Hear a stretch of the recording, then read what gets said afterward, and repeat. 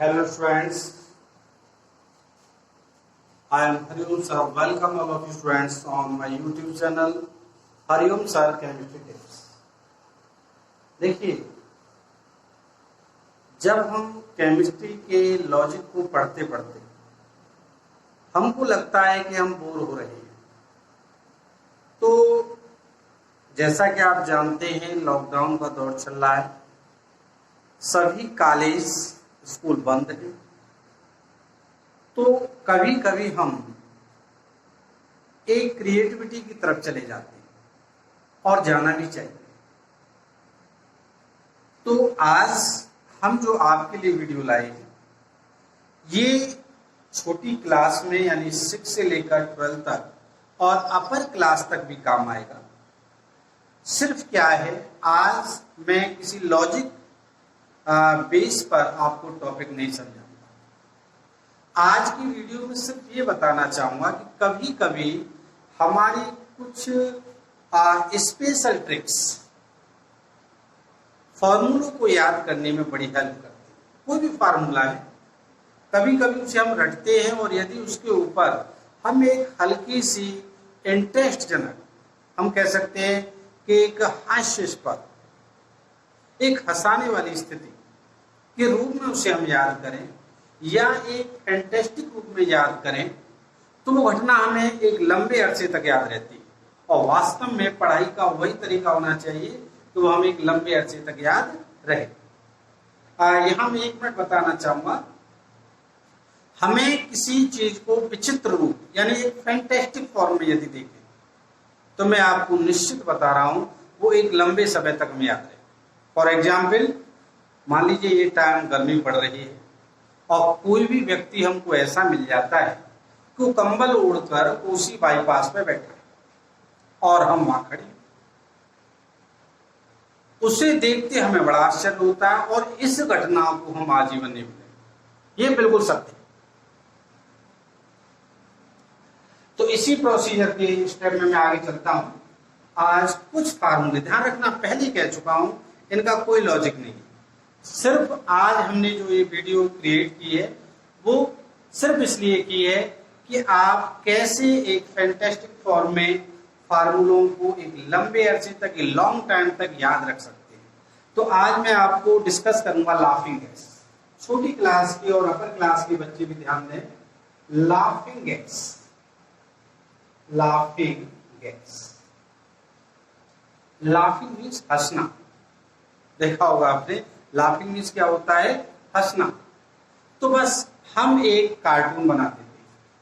हमने एक कार्टून बनाया ऐसे, आपने देखा होगा ये कई कार्टून ऐसे बने रहते हैं और इस कार्टून में हमने इसकी 2 आईज बना दी और ये मान लीजिए हमने लिख दी नोज और ये बना दिया।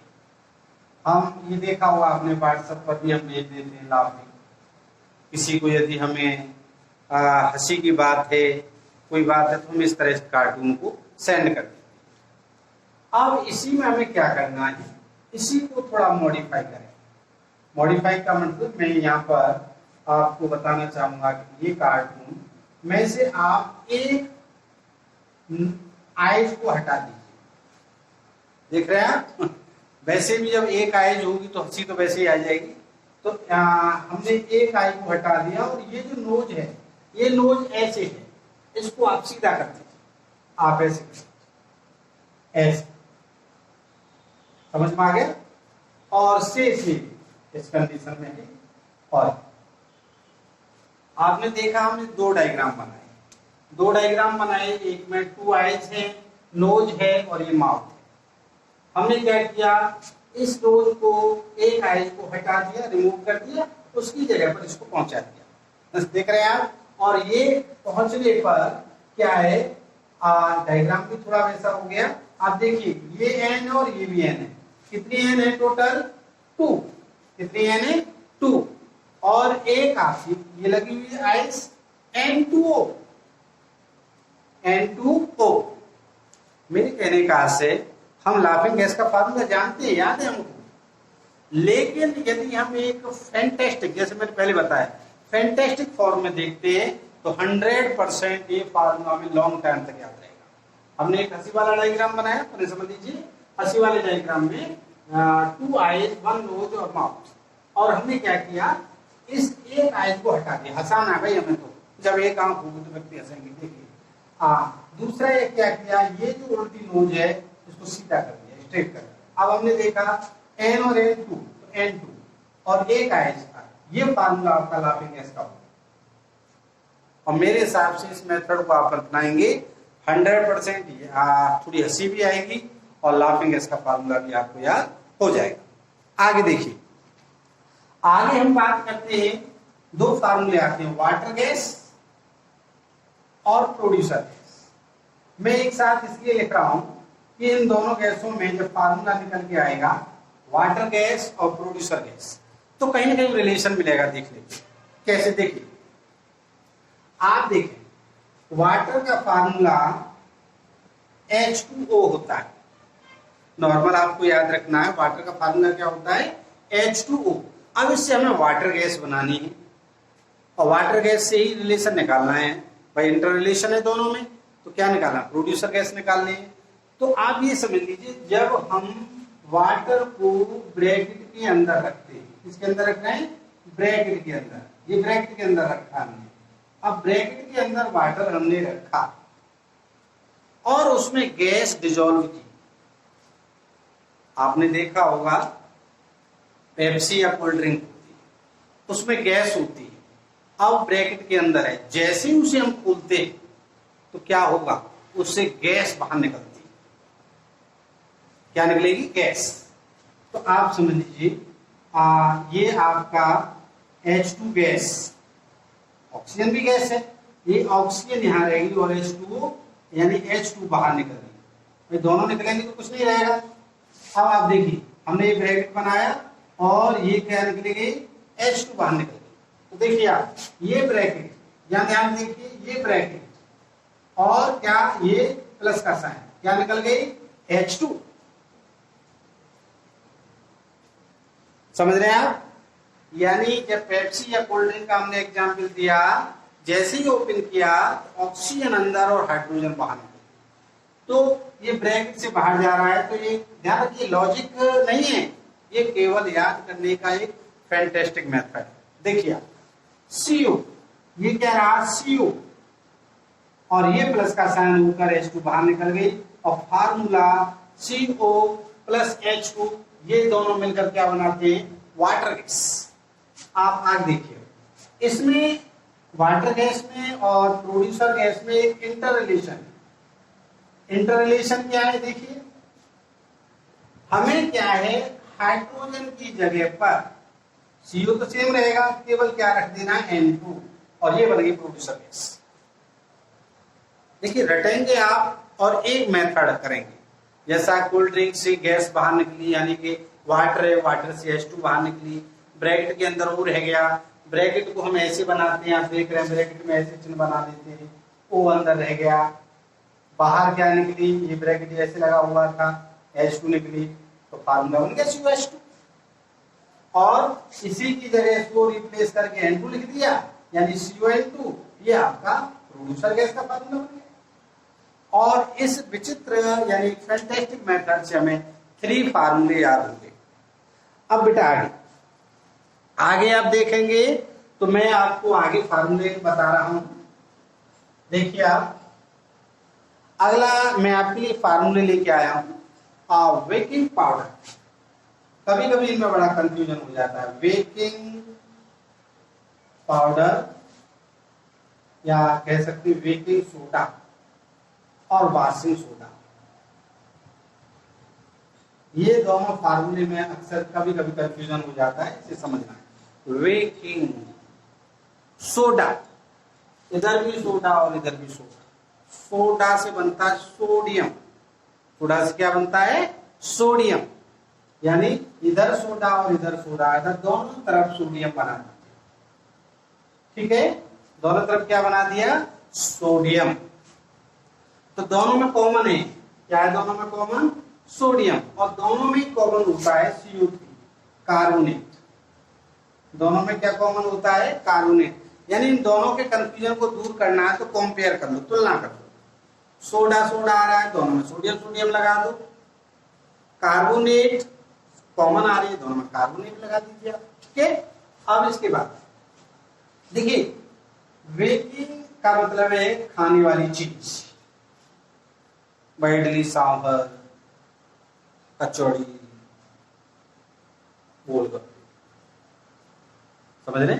ये सब चीजें क्या है, खाने के लिए। जब खाया जाता है भाई किसी के घर, तो खा के जब हम आते हैं तो अक्सर उससे करते हैं भाई बात। वाई, वाई का मतलब सोडियम बाय कार्बोनेट, आप जानते हैं, थोड़ी सी नॉलेज, दो इस पर वैलेंसी होती है, टू वैलेंसी, तो इसको बैलेंस करने के लिए बाय का मतलब होता है sodium bicarbonate, sodium bicarbonate. 2 को इस पर 1 वैलेंसी होती है, 2 है तो इसे वैलेंस करने के लिए H लगाना होगा, और ये फार्मूला हमारा बन गया सोडियम बाय कार्बोनेट।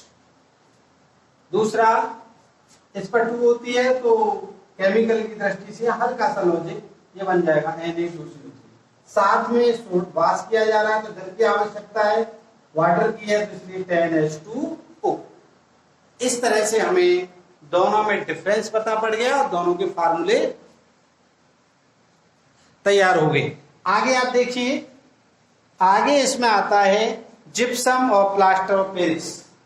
जिप्सम और प्लास्टर ऑफ पेरिस, इसका भी बड़ा आसान है। एक तो जिप्सम है और plaster of Paris, plaster of Paris. देखो बेटा, जिप्सम, दूसरा प्लास्टर ऑफ पेरिस। जिप्सम में क्या है, जिप्सी, हम किसी की जिप्सी चुराएंगे, ये समझ लीजिए। जिप्सी चुराएंगे तो केस होगा, किसी की जिप्सी चुराएंगे तो क्या होगा, हम पर केस होगा। केस का मतलब यहां आ गया Ca और S से आ गया सल्फेट, समझ में आ गया? देखो मैं पहले बता चुका हूं, ये कोई लॉजिक नहीं है, सिर्फ याद करने की एक फैंटास्टिक मेथड है, जिससे हमें दोनों फार्मूले में जो कंफ्यूजन रहता है वो दूर हो जाए और फार्मूला हमको याद हो जाए। अब देखिए, ये हो गया आपका जिप्सम, समझ रहे हैं? जिप्सम में जिप्सी चुराई, केस हो गया, केस में Ca और S से बन गया सल्फेट। साथ में क्या होगा, सम, क्या होगा, सम मीन्स होता है इवन, सम मीन्स क्या होता है, इवन, इवन मीन्स, और फर्स्ट इवन नंबर होता है .2, क्या होता है .2, और इसमें वाटर डिसॉल्व कर दीजिए। ये हमारे पास जिप्सम का फार्मूला हो गया। और जब जिप्सम के कंडीशन को हम हीट करते हैं, जिप्सम को हीट करते हैं, तो देखो इसमें ये कॉमन है, जब जिप्सम हीट होगा तो क्या होगा, इसमें से वाटर मॉलिक्यूल्स निकलेंगे। किसी चीज को गर्म करेंगे, मान लीजिए आप चाय बना रहे हैं, तो हम लोग कह देते भाई इतनी गर्म कर, इतनी गर्म कर कि इसमें आधा पानी दे, तभी टेस्ट आएगा। तो मेरे कहने का अर्थ है कि आप इसमें, ये तो सेम रहेगा, आधा पानी रह जाए, यानी हाफ H2, समझ में आ गया, हाफ H2O, और ये फार्मूला आपका तैयार, क्लियर?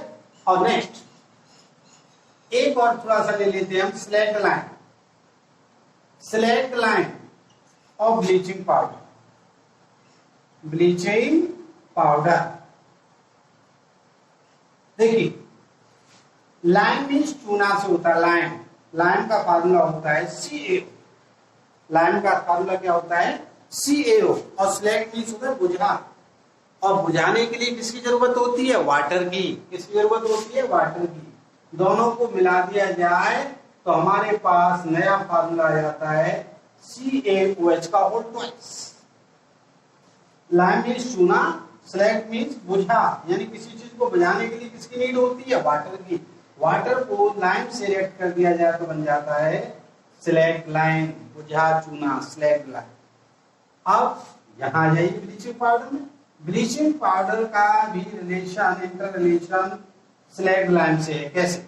हमने स्लैग लाइम को लिया, ठीक है, और इसको हमने क्या किया, पाउडर बनाने के लिए इसमें हमने Cl2, यानी इस पाउडर बनाना है, सूखा बनाना है, इसे ड्राई करना है, तो इसको एब्जॉर्बेंट, किसी अवशोषित यानी एब्जॉर्बेंट की नीड होती है, और वो होता है Cl2।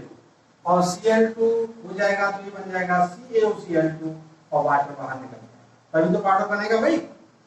ठीक है, तो इस तरह से यदि हल्की सी, इसमें कोई लॉजिक नहीं है, ये केवल याद करने का एक तरीका है। आज की वीडियो चाहे लोअर क्लास हो या अपर क्लास हो, सिर्फ थोड़ा सा यदि हमें केमिस्ट्री कुछ फार्मूले करने हैं तो हल्की सी हमें ट्रिक का यूज करना पड़ता है, ये किसी लॉजिक बेस पे नहीं होता।